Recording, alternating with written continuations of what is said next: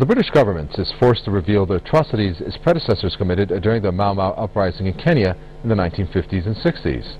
Now, 5 decades after the shameful British colonial acts in Kenya, an infamous name from among mountains of documents is catching the eyes of Bahraini revolutionaries whom themselves have been allegedly victimized by his measures. These are Kenyans who have travelled 4,000 miles from rural Kenya to give evidence at the High Court in London against one of the darkest chapters of the British colonial history. They have finally succeeded to force the British government to release hundreds of documents which reveal the true horror of atrocities the UK colonial system has committed against the revolutionaries during the Mau Mau uprising in Kenya in the 1950s and 60s. The papers show the extent of the British Colonial Officer's involvement in employing the most cruel torture techniques against the Kenyans, including beating up and burning the revolutionaries alive, as well as severe sexual assaults and castration, which were used as the most regular and common torture techniques. Now, 5 decades after the wicked and shameful events in Kenya, an infamous name among mountains of documents is catching the eyes of Bahraini revolutionaries, whom themselves have been allegedly victimized by his inhumane and vile measures.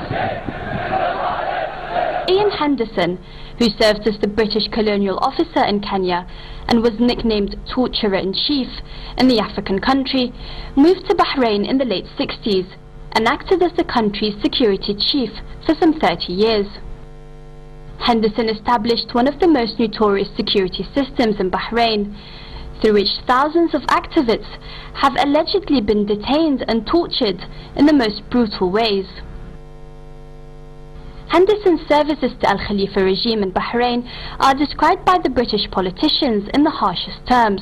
George Galloway, the former British MP, believes that Henderson had gathered around him the kind of British dogs of wars and mercenaries whose guns and electric shock equipment were for hire to anyone who will pay the price.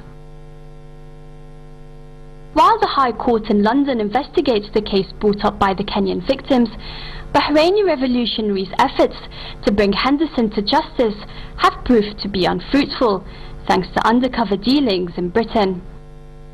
To further disappoint the Bahraini and Kenyan freedom fighters, Queen Elizabeth II rewarded the butcher of Bahrain and the Kenyan torturer-in-chief with a knighthood and appointed him commander of the British Empire in 1986. While British politicians are continuously trumpeting their claims about supporting human rights, the question remains whether these old Kenyans will be able to achieve justice. The future will unveil the truth.